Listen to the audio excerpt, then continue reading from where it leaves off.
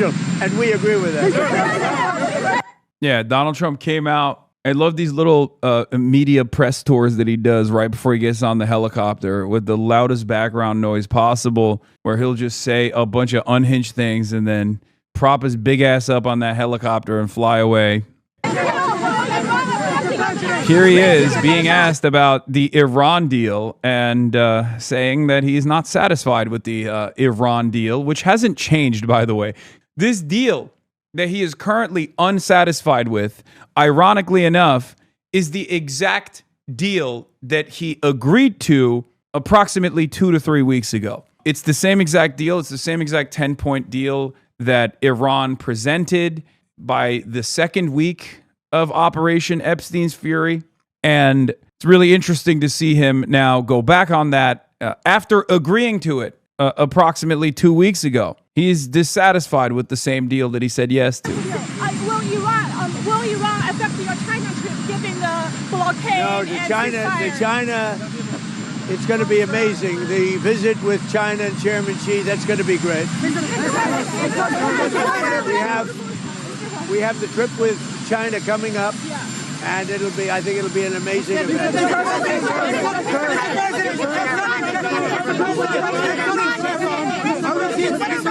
The trip with China is not going to be amazing because, as I talked to Trita Parsi about this as well, as I've explained to you over and over again, Donald Trump was supposed to go to China and have tremendous leverage. He had Venezuela. He was able to forcibly decouple Venezuela from China. Venezuela is Chinese entrance into the Latin American marketplace, and it was a stronghold for Chinese influence in South America. And Donald Trump was able to do the Maduro kidnapping operation. It was successful by his own estimations, of course, even though it was obviously unjust and totally ridiculous. You can't just kidnap and depose the leader of a sovereign nation state, but America gets to do that, and the entirety of the European Union was in agreement with this decision, not realizing what that says about international law. But he thought he could do the same thing with Iran. But of course, he failed to do so.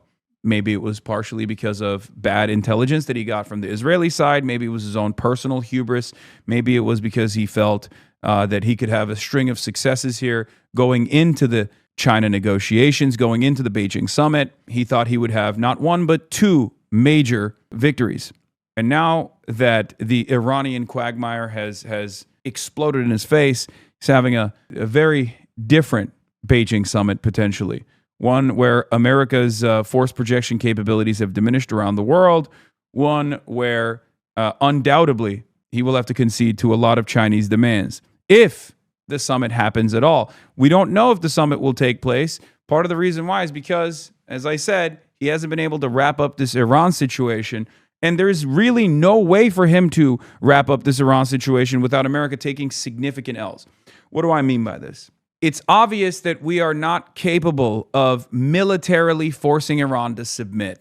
In the aftermath of the second instance of perfidy, where America and Israel started bombing Iran and assassinated its entire leadership, the IRGC leadership that existed, the Ayatollah, and many in the civilian leadership, Iran came out of that process 50 days later with more leverage than they had prior to the negotiations process.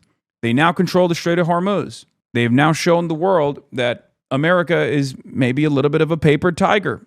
America doesn't have the capabilities of forcing Iran to submit militarily. And Iran is a much poorer country than China. Iran doesn't have the robust manufacturing base that China has. Iran doesn't have the same international levers to pull that China can pull. And yet America still was not able to force Iran to submit. And not only were they not able to force Iran to submit, they also gave Iran more leverage, control over the Strait of Hormuz, this key choke point that is responsible for transiting 20% of the entire world's energy supply.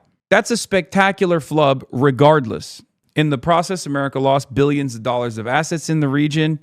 America showed its regional partners that its security commitments are to Israel and Israel only and no one else, and that they are completely incapable of even defending their own military bases and their own assets in these regions. And they're certainly not even capable of defending the other industrial assets that are also in these regions that are owned in many instances by American companies anyway. So you now have to either submit to Iran's demands, which I suspect Trump would do if he was a little bit reasonable here, before going to the Beijing summit, or you continue this weird limbo where is the Strait of Hormuz open? Will it stay closed?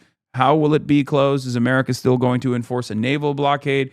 There's a lot of these questions. And these questions are not good for the energy markets. These questions are not good for tankers of oil transiting through the Strait of Hormuz and going to the Asian markets in general. These guys are screaming bloody murder at this point. They've dug deep into their reserves. There's a diminished economic activity in the manufacturing base of the entire planet, because that's what the Asian markets are, right? We're not entirely removed here in the United States of America from the rest of the globe.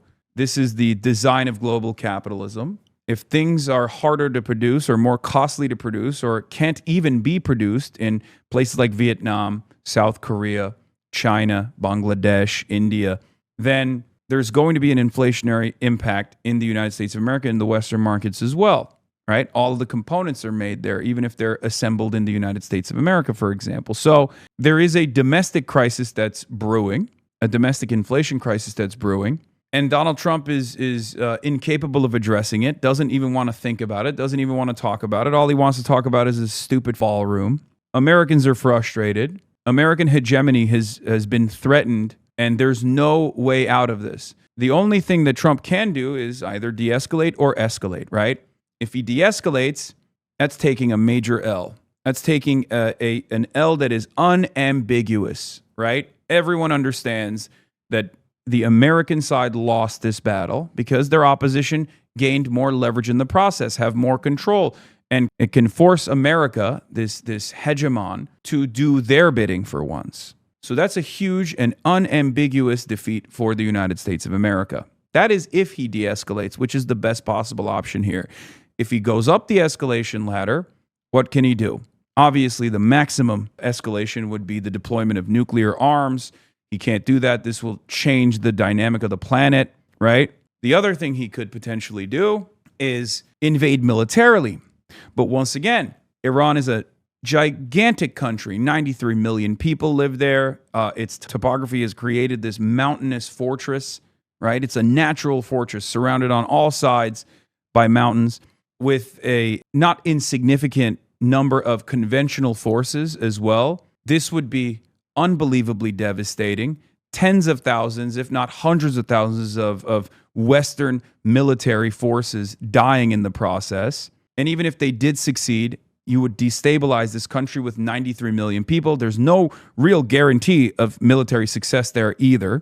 So obviously, even the escalation on the American side would yield even further death and destruction, and perhaps the death of American empire. It'd be the final nail in the coffin.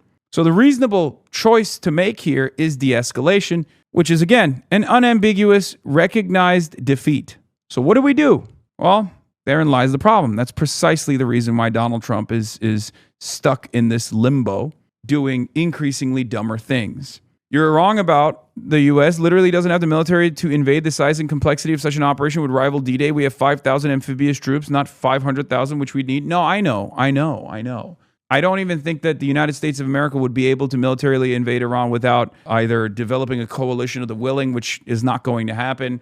And even then, I don't even think they'd have enough numbers of troops to amass to successfully pull off any sort of ground invasion of Iran or an amphibious one. But outside of that, you would have to literally reinstitute the draft. And I think that would be bedlam. I don't think Americans are excited at the prospect of waging war against Iran, especially at this stage when there's really nothing to look forward to anyway. And there's no real reason to wage war with Iran. And most Americans would look at this and go, yeah, no, this is because of Israel. I'm not going to die for Israel. Get the out of here. Send Israeli troops there if you want, which we all know is not going to happen. Mr. President, if you can't get a deal on Iran, what next? What will you do? Well, right now we have negotiations going on. They're not getting there. They are very disjointed. They're extremely disjointed. They're not able to get along with each other as leaders. They don't know who the leader is. Their military has been defeated. If we left right now, it would take them 20 years to build back that country. But we're not satisfied at this moment. If they've been defeated, Mr. President, the Democrats are running